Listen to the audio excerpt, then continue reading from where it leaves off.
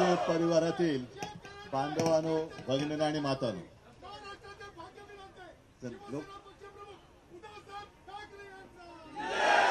तुमचं सगळ्यांचं अभिनंदन करायला मी इथे आलेलो आहे. तसं पाहिलं तर हा कार्यक्रम आपला निवडणुकीच्या पूर्वी ठरला होता. कोणी तंगड मध्ये घातलं तुम्हाला माहिती आहे, आणि आपल्यामध्ये तंगड घातलं की आपण काय करायचं ते तुम्ही त्यांना करून दाखवलेलं आहे. मध्ये आला तर आडवा करायचा, तसं तुम्ही आडवा केला त्याला.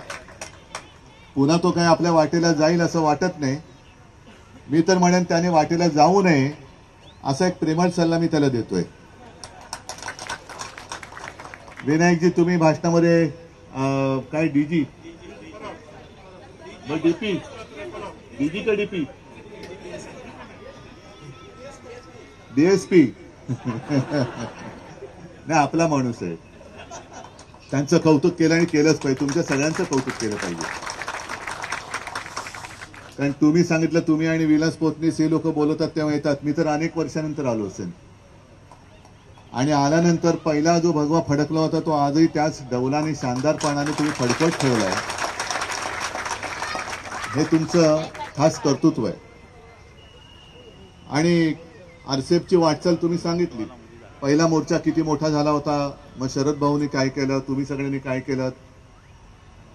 आज सुद्धा तसं काही संकट गेलेलं नाहीये.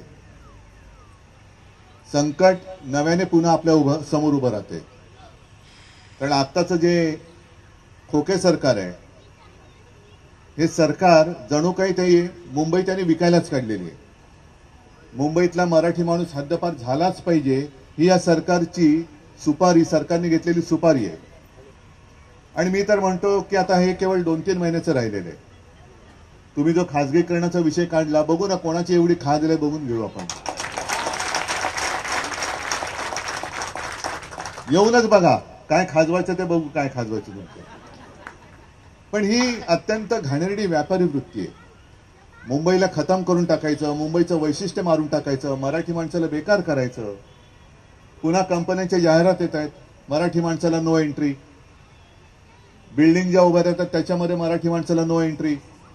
मग पुन्हा तो जो काही 66 सालचा एकूण जो काळ होता तो परत उभा करायचा का, हा विचार आम्ही जर केला तर मग आमचं त्याच्यात चुकलं काय त्याच्यामध्ये. आहे 66-24, 1966-2024 सगळे गुण्यागोविंदाने राहत आहेत. सगळे हिंदू म्हणून राहत आहेत. त्या हिंदूंचं रक्षण आम्ही हिंदू म्हणून केलं, आणि आता तर आपल्यासोबत इतर समाजाचे सुद्धा लोक येत आहेत. मग एवढं सगळं चांगलं चाललेलं असताना हा मिठाचा खडा का टाकताय. हे आरसीएफ म्हणजे संपूर्ण देशाची जो अन्नदाता आहे, त्या अन्नदाताला तुम्ही खत देता. मध्ये लोकसभेच्या वेळेला मी बघितलं होतं, खतांच्या पिशवीवर सुद्धा मोदींचा फोटो. अरे संबंध काय. लसीकरणाच्या सर्टिफिकेटवर मोदींचा फोटो होता, कारण लस म्हणे त्यांनी तयार केली असा आमच्या उपमुख्यमंत्र्यांचा शोध होता. मग लस त्यांनी तयार केली मानलं आम्ही, म्हणून तुम्ही त्यांच्यावरती मोदींचा फोटो टाकला. खताचं काय, खत कोणी तयार केलं, त्याचा तर काही संबंध नाहीये. पण राष्ट्रीय विचाराला खत पाणी टाकणारी देणारी ही तुमची नाही म्हटलं तरी मोठी सगळ्यात कंपनी आहे. राष्ट्रीय विचार, नुसतं राष्ट्रीय केमिकल अँड फर्टिलायझर नाही, तर राष्ट्रीय विचारांचं जे बी बियाणं आहे ते आणखीन फोफावलं पाहिजे, त्याला अंकुर फुटले पाहिजेत, आणि ते सक्षम असलं पाहिजे.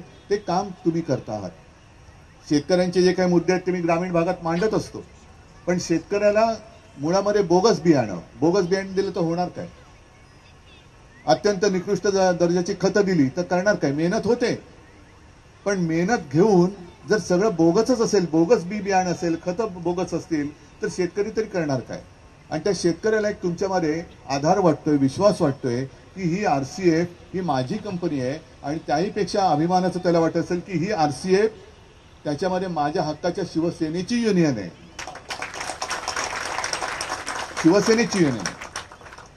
आणि म्हणून तुमचं काम हे मोठं आहे. बोगस बियाणं तुम्ही उकडून टाकलं, मध्ये जे काय आमचीच चूक होती, आम्हीच ते पेरलं होतं, पण ते उकडून टाकलं तुम्ही. हेच काम याच्या पुढे सुद्धा करायचंय. आपला जो असेल त्यालाच कोंब फुटले पाहिजेत, आणि बाकीची जे काही बोगस असतील ते उपटून अशी फेकून द्या की त्यांना कुठेही रुजू देताच कामा नये. मी जो मराठी माणसाचा विषय तुमच्या समोर मांडत होतो आज सुद्धा एका सगळ्या पेपरमध्ये बातमी आलेली आहे, जिथे मी राहतो वांद्रे पूर्व, तिथे वांद्रे सरकारी कर्मचाऱ्यांची एक वसाहत आहे, अगदी लहानपणापासून पाहतोय, 50-60 वर्षापासूनची आहे.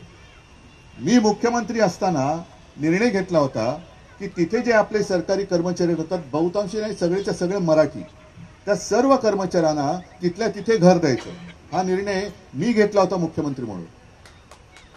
आपला आहे तो निर्णय. आणि कोर्टाला जागा आपण दुसरीकडे दिली होती. म्हणजे असं काही नाही की कोर्टाची जागा मारून आपण दुसरीकडे. मी तेव्हा जे काही मुख्य न्यायाधीश होते, सरन्यायाधीश, त्यांना समजावून सांगितलं होतं की इथे माझ्या कर्मचाऱ्यांची जागा देण्याचं मी वचन दिलेलं आहे. ते म्हणाले ठीक आहे, मग दुसरी कुठेतरी आम्हाला जागा दे, पण जागा पाहिजे. मग ती जागा त्याच परिसरात दुसरीकडे आपण दिली होती. हे सगळं झालं होतं, कॅबिनेटमध्ये झालं. मग आता नेमकं असं अचानक काय झालं की त्या इमारती त्यांनी पाडायला घेतल्या आणि कर्मचाऱ्यांना सांगितलंय की तुम्ही दुसरा एखादा भूखंड मागा. काय म्हणून मागायचा? जे सरकार चालतंय, सरकार तुमच्या दारी. सरकार म्हणजे केवळ मुख्यमंत्री नाही, उपमुख्यमंत्री किंवा मंत्री नाहीयेत, तर आयुष्यभर जे काम करतात खरं सरकार ते चालवतात. आणि त्या कर्मचाऱ्यांची जर का अशी दुर्दशा होणार असेल, त्यांना रस्त्यावरती आणून दुसरा भूखंड म्हणजे हा जो आहे तो द्यायचा, म्हणजे आता इकडे कोर्टाच्या नावाने कोर्टाला द्यायचा. कोर्ट दुसरीकडे जागा घ्यायला माझ्या वेळेला तयार होतं. अनेक मोक्याचे भूखंड अदानीच्या घशात टाकायचे.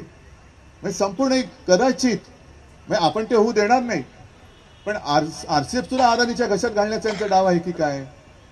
तुमच्या ज्या काही मालमत्ता असतील त्या सुद्धा आरसीएफने तो लोडाच्या घशामध्ये घालायचे. मग जायचं कुठे आम्ही? वांद्रे सरकारी कर्मचाऱ्यांची जी वसाहत आहे त्यांना तिथल्या तिथे घरं मिळालीच पाहिजे, जी मी दिली होती. त्याच्यावरती शिवसेना आज सुद्धा आग्रही आहे, मिळालीच पाहिजे.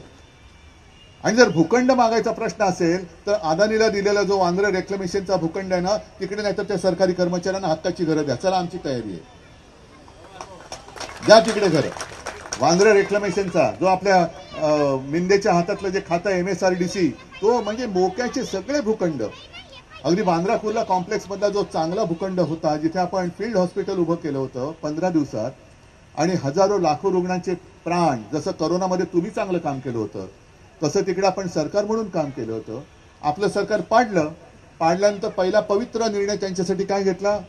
मालकाची सुपारी घेऊन, दिल्लीच्या मालकाची सुपारी घेऊन तो भूखंड, मुंबईचा हक्काचा भूखंड हा बुलेट ट्रेनला देऊन टाकला. काय बुलेट ट्रेनचा तुम्हाला किती उपयोग आहे?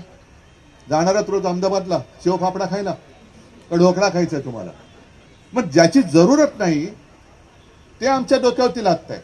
आणि आमच्या हक्काची जे मराठी माणसं आहेत त्यांना तुम्ही कुठेतरी मिठागरात फेकून देणार. धारावीकरांचं तेच चाललंय. अपात्र, पात्र, अपात्र, जास्तीत जास्त अपात्र ठरवून द्यायचे, मिठागरात फेकून द्यायचे, दहिसरला फेकून द्यायचे, मुलुंडला फेकून द्यायचे. म्हणजे सगळे नुसते आपले काय फेकून द्यायचे आणि मोक्याचे भूखंड हे लोढा आणि अदानीच्या घशात घालायचे. हे होऊ देणार नाही, हे अजिबात होऊ देणार नाही. तुमच्या खाजगीकरणाचा विषयच नाही. आता तुम्ही जे काय बोललात की आमदार, खासदार, नगरसेवक तुम्ही निवडून आणता, का निवडून आणता? तर याच्यासाठी तुमच्या हक्काचा आवाज तिकडे उठवणारा आहे कोण? आहे कोण? आज सरकार आपलं पाडलं. अनेक सगळेजण म्हणजे आता ती नवीन योजना आणले, लाडकी बहीण. गद्दारांना 50 खोके आणि लाडक्या बहिणीला फक्त 1500. मग काय करायचं? काय गद्दारी करायची आम्ही? म्हणजे गद्दारांना तुम्ही भरभरून देताय आणि आणखीन देण्यासाठी पुन्हा मतांसाठी लाच देऊन आम्हाला मतं द्या, म्हणजे पुन्हा आम्ही तुमच्या डोक्यावर बसतो आणि बसलो की तुम्हाला आम्ही बेघर करतो. याच्यासाठी, हे होऊ न देण्यासाठी आपल्याला इथून नगरसेवक, आमदार, खासदार तर निवडून दिलाच, आमदार पण आहेच, तो आमदार पुन्हा निवडून आला पाहिजे, नगरसेवक पुन्हा निवडून आले पाहिजे. तर आणि तर आपण हा सगळा जो काय भगवा डौलाने फिरवतोय, मिरवतोय, त्याला तो अर्थ राहील. आणि म्हणून एक चांगलं पवित्र काम, केवळ शिवसेनेची युनियन नाही, मी तर म्हणतो प्रत्येक पक्षाला आणि प्रत्येक युनियनला एक काहीतरी गुणवैशिष्ट्य असलं पाहिजे. माझी युनियन आहे, माझ्या युनियनचं हे वैशिष्ट्य आहे, तुमच्या युनियनचं वैशिष्ट्य काय सांगा? आम्ही भगवा हातात घेतोय, पण त्या भगव्याचे गुणधर्म आणि भगव्याला अभिमान वाटेल असं काम आम्ही करतोय. तुम्ही जे हातात फडकी फडकवतायत त्याचा गुणधर्म आम्हाला सांगा. वाटेल तेव्हा यायचं आणि वाटेल ती फडकी घ्यायची आणि मराठी माणसाला नेस्तनाबूत करायचं, हे आम्ही मुंबई आणि महाराष्ट्रात होऊ देणार नाही. म्हणून जे मी काल सांगितलं की लोकसभेची निवडणूक ही देशाच्या लोकशाहीची रक्षण करणारी निवडणूक होती, संविधानाच्या रक्षणाची होती.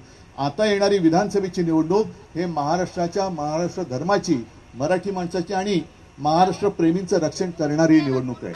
आणि साहजिकच आहे, जे म्हणजे जसं तुमचं खताची कंपनी आहे तसं आमच्याकडे आमच्या वैचारिक बीजांची कंपनी आहे.